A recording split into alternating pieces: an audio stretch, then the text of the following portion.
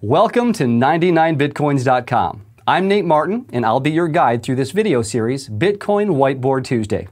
We're going to cover a lot of topics, such as Bitcoin mining, Bitcoin wallets, how to trade Bitcoin, and a lot more. Today, we're going to start from scratch and answer the third most searched term on Google today: what is Bitcoin? If you're worried that we're going to get too technical and use a lot of complicated words, don't. Here at 99bitcoins, we translate Bitcoin into plain English, so even if you have no technical background, you'll be able to understand everything. By the end of this course, you'll know more about Bitcoin and how it works than 99% of the population. So let's get started. Before we talk about Bitcoin, I want to take a moment and talk about money. What is money exactly? At its core, money represents value. If I do some work for you, you give me money in exchange for the value I gave you. I can then use that money to get something of value from someone else in the future. Throughout history, value has taken many forms, and people have used a lot of different materials to represent money. Salt, wheat, shells, and of course gold have all been used as a medium of exchange. However, in order for something to represent value, people have to trust that it is indeed valuable and will stay valuable long enough for them to redeem that value in the future. Up until 100 years ago or so, we always trusted in something to represent money. However, something happened along the way, and we've changed our trust model from trusting something to trusting in someone. Let me explain. Over time, people found it too cumbersome to walk around the world carrying bars of gold or other forms of money, so paper money was invented. Here's how it worked. A bank or government would offer to take possession of your bar of gold, let's say worth $1,000, and in return, that bank would give you receipt certificates, which we call bills, amounting to $1,000. Not only were these pieces of paper much easier to carry, but you could spend $1 on a cup of coffee and not have to cut your gold bar into 1,000 pieces. And if you wanted your gold back, you simply took $1,000 in bills back to the bank to redeem them for the actual form of money, in this case, that gold bar, whenever you needed. And so, paper began its use as money as an instrument of practicality and convenience. However, as time progressed and due to macroeconomic changes, this bond between the paper receipt and the gold it stands for was broken. Now, to explain the path that led us away from the gold standards is extremely complex, but suffice to say that governments told their people that the government itself would be liable for the value of that paper money. Basically, we all said, let's just forget about gold and trade paper instead. So, people continued to trade with receipts that are backed by nothing but the government's promise. And why did that continue to work? Well, because of trust. Even though there is no actual commodity backing paper money, people trusted the government, and that's how fiat money was created. Fiat is a Latin word that means by decree, meaning the dollars or euros or any other currency for that matter have value because the government orders it to. It's what's known as legal tender, coins or banknotes that must be accepted if offered as payment.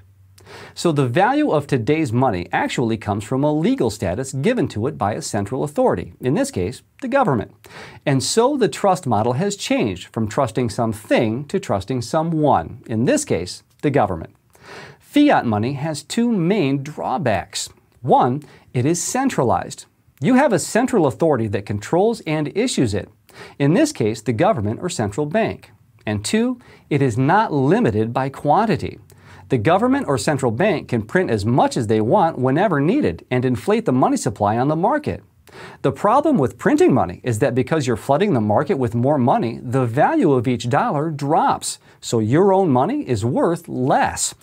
When you see prices rising throughout the years, it's not necessarily that prices are rising as much as that the purchasing power of your money is dropping. You need more dollars to buy something that used to cost less. Once fiat money was in place, the move to digital money was pretty simple. We already have a central authority that issues money, so why not make money mostly digital and let that authority keep track of who owns what? Today, we mainly use credit cards, wire transfers, PayPal, and other forms of digital money. The amount of physical money in the world is almost negligible, and it's getting smaller with each year that passes. So if money today is digital, how does that even work? I mean, if I have a file that represents $1, what's to stop me from copying it 1,000,000 times and having $1,000,000? This is called the double spend problem. The solution that banks use today is a centralized solution. They keep a ledger on their computer which keeps track of who owns what. Everyone has an account, and this ledger keeps a tally for each account. We all trust the bank, and the bank trusts their computer, and so the solution is centralized on this ledger in this computer. You may not know this, but there were many attempts to create alternative forms of digital currencies. However, none were successful in solving the double spend problem without a central authority. Whenever you give anyone control over the money supply, you're giving them enormous power, and this creates three major issues. The first issue is corruption. Power corrupts, and absolute power corrupts absolutely. When banks have a mandate to create money or value, they basically control the flow of value in the world, which gives them almost unlimited power. A small example of how power corrupts can be seen in the Wells Fargo scandal, where employees secretly created millions of unauthorized bank and credit card accounts in order to inflate the bank's revenue stream, without their customers knowing about it for years. The second issue of a centralized system is mismanagement. If the central authority's interest isn't aligned with the people it controls, there may be a case of mismanagement of the money. For example, printing a lot of money in order to save a certain bank or institution from collapsing, as what happened in 2008. The problem with printing too much money is that it causes inflation and basically erodes the value of the citizens' money. One extreme example for this is Venezuela, where the government has printed so much money and the value of it has dropped so much that people are no longer counting money but are weighing it instead. The last issue is control. You are basically giving away all control of your money to the government or bank. At any point in time, the government can decide to freeze your account and deny you access to your funds. Even if you use only cold hard cash, the government can cancel the legal status of your currency, as was done in India a few years back. This was the state of things until 2009. Creating an alternative to the current monetary system seemed like a lost cause, but then everything changed. In October of 2008, a document was published online by a guy calling himself Satoshi Nakamoto. The document, also called a white paper, suggested a way of creating a system for a decentralized currency called Bitcoin. This system claimed to create digital money that solves the double spend problem without the need for a central authority.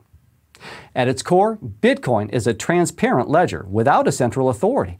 But what does this confusing phrase even really mean?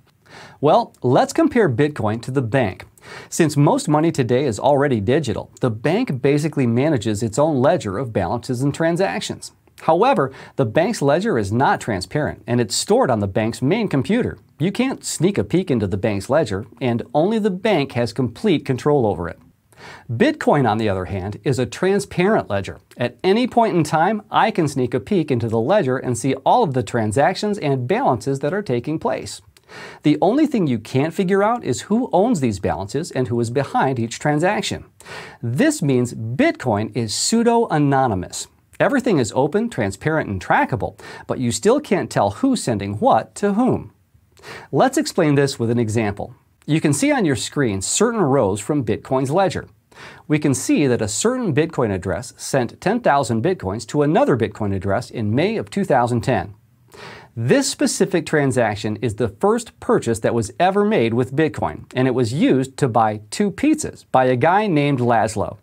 Laszlo published a post back in 2010 asking for someone to sell him 2 pizzas in exchange for 10,000 Bitcoins. Well, someone did, and now the price of these 2 pizzas is worth well over $100 million today. Bitcoin is also decentralized. There's no one computer that holds the ledger. With Bitcoin, every computer that participates in the system is also keeping a copy of the ledger, also known as the blockchain.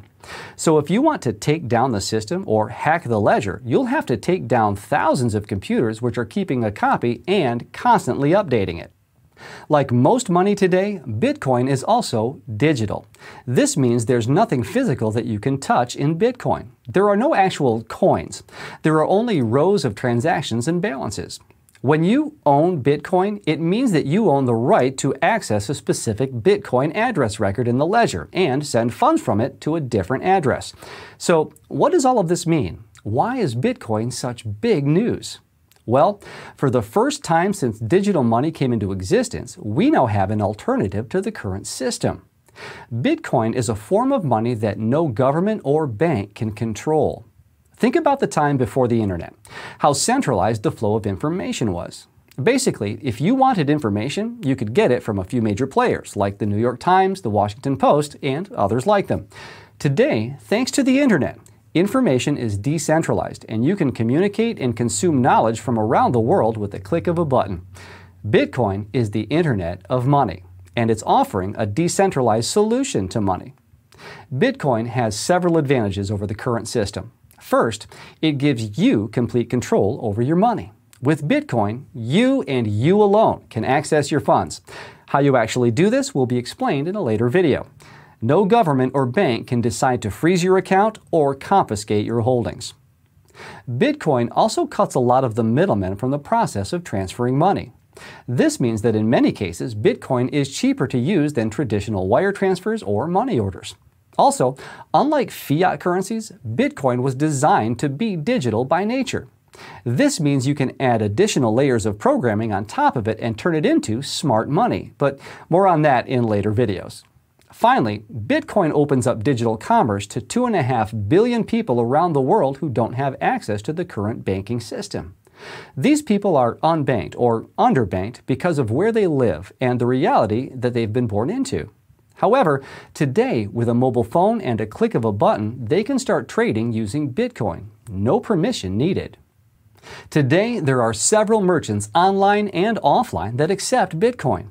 You can order a flight or book a hotel with Bitcoin if you like. There are even Bitcoin debit cards that allow you to pay at almost any store with your Bitcoin balance. However, the road toward acceptance by the majority of the public is still a long one. As we continue in this video series, we will break down exactly how Bitcoin works and how to use it. We will learn about Bitcoin mining, Bitcoin wallets, how to buy Bitcoins, and much more.